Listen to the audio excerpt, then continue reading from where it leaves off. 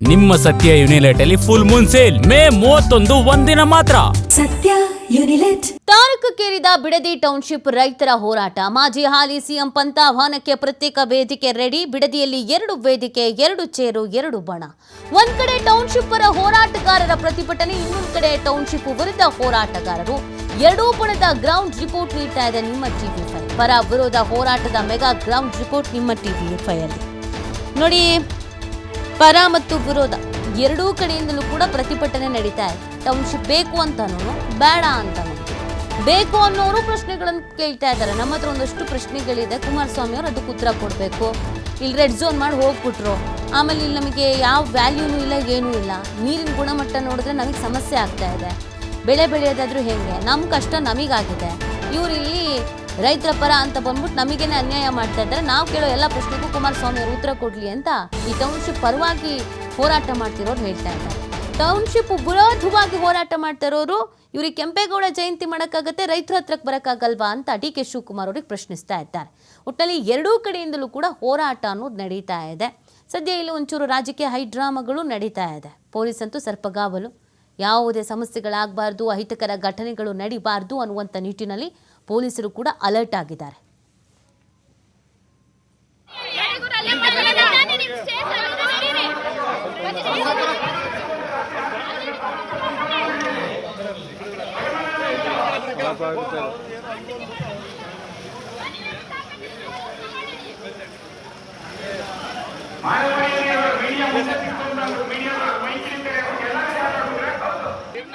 ಏನ್ ಪಿತೂರಿ ನಡೀತದಿದೆ?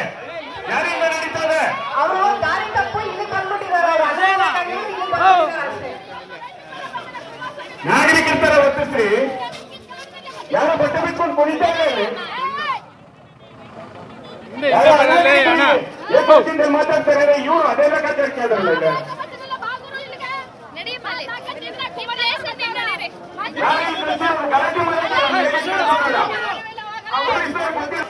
ಇಲ್ಲೇ ಕಾನ್ಸ್ಪಿರೆನ್ಸಿ ಯಾವ ರೆಕಾರ್ಡಿಂಗ್ ಮಾಡಕ್ ಬಂದಿದ್ರು ಅವರಲ್ಲಿ?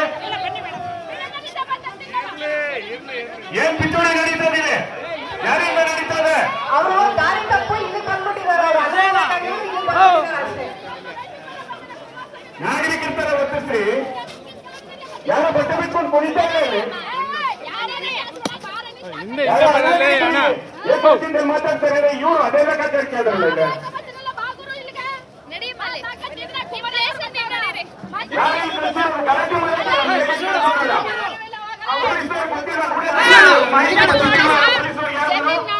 ಉಳಿಸಕ್ಕೆ ಜಮೀನ ಭೂಮಿ ನಮ್ಮದು ಅಂತ ರೈತರ ಪರ ಯಾವತ್ತು ರೈತರ ಪರ ಇರ್ಬೇಕು. ಯಾವತ್ತೂ ಇವತ್ತು ಸಿಎಂ ಆಗ್ಬಿಟ್ಟಾರ ಡಿ.ಕೆ.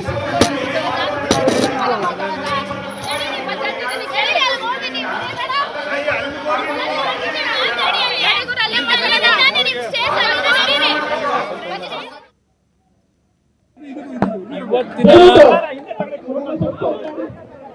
ಕೆಂಪೇಗೌಡ ಜಯಂತಿಯ ಆಚರಣೆ ಏನಿದೆ,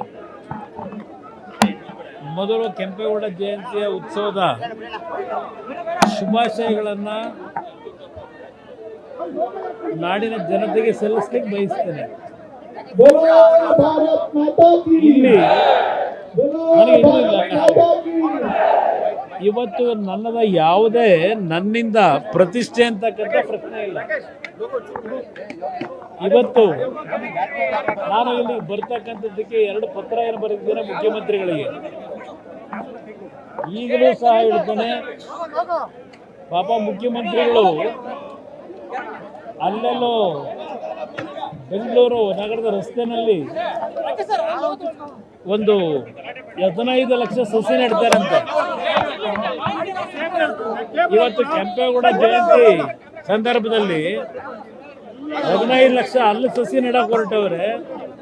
ಇಲ್ಲಿ 10 ಲಕ್ಷ ಬೆಳೆದಿರ್ತಕ್ಕಂಥ ಉತ್ಕೃಷ್ಟವಾದಂಥ ಮರಗಳನ್ನ, ತೆಂಗಿನ ಗಿಡ, ಮರದ ಅಡಿಕೆ ಗಿಡಗಳನ್ನ ಕಟ್ ಮಾಡಿ, ಬಾಳೆ ಗಿಡಗಳನ್ನ ಕಟ್ ಮಾಡಿ ಇಲ್ಲಿ ಏನೋ ಟೌನ್ಶಿಪ್ ಮಾಡಕ್ಕೆ ಹೊರಟವ್ರೆ. ಅಲ್ಲಿ 15 ಲಕ್ಷ ಸಸಿ ನೆಡೋದಂತೆ, ಇಲ್ಲಿ 15 ಲಕ್ಷ ಕಟ್ ಮಾಡೋದಂತೆ.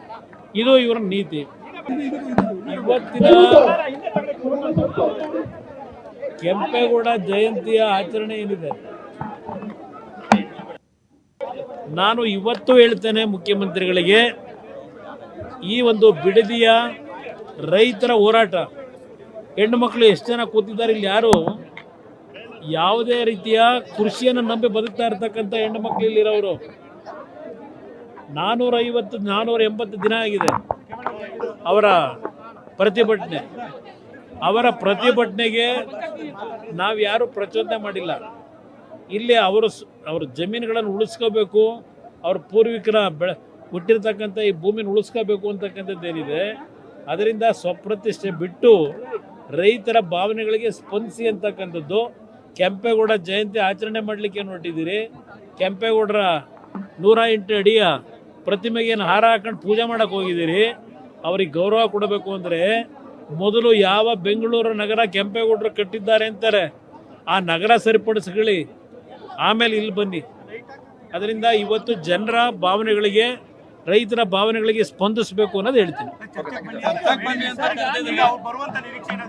ಅವ್ರು ಯಾವ ಕಾರಣಕ್ಕೂ ಬರಲ್ಲ ಗೊತ್ತಿದೆ ನನಗೆ, ಅವರಿಂದ ಆಗಲ್ಲ, ನೈತಿಕತೆ ಇಲ್ಲ ಅವರಿಗೆ. ಇವತ್ತು ನಾನಿಲ್ಲಿ ಬನ್ನಿ ಅಂತ ಕರೆದಿದ್ದು ಅವರನ್ನು ಮುಖ್ಯಮಂತ್ರಿನ ಬೀದಿಗೆ ತಂದು ನಿಲ್ಲಿಸಬೇಕು ಅಂತ ಅಲ್ಲ, ನಮ್ಮನ್ನು ಬೆಳೆಸ್ತಕ್ಕಂಥವ್ರು ಇಲ್ಲಿ ಕೂತಿದಾರಲ್ಲ ಆ ಹೆಣ್ಣುಮಕ್ಕಳು, ಹಿರಿಯರು, ಅವರ ಸನ್ನಿಧಾನದಲ್ಲಿ ನಡೀಲಿ ಇದು. 480 ದಿನ ಅವರೇನು ಇಲ್ಲಿ ಕೂತು ಹೋರಾಟ ಮಾಡ್ತಾ ಇದ್ದಾರೆ, ಅವ್ರಿಗೆ ಗೌರವ ಕೊಡಬೇಕು ಅನ್ನೋದಿದ್ರೆ ಅದರ ಮುಖಾಂತರ ನಾಡಿನ ಜನತೆ ಗೌರವ ಸಲ್ಲಿಸಬೇಕು ಅನ್ನೋದಿದ್ರೆ ಮುಖ್ಯಮಂತ್ರಿ ಅವ್ರ ಮುಂದೆ ಚರ್ಚೆ ಮಾಡಲಿ.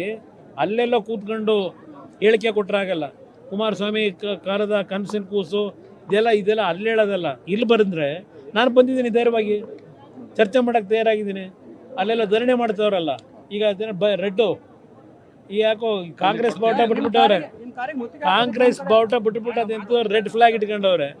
ಈಗಲೂ ಹೇಳ್ತೇನೆ, ಅಲ್ಲಿ ನಿಜವಾದ ರೈತರು ಯಾರಿದ್ದಾರೆ ಈ ಭಾಗದಲ್ಲಿ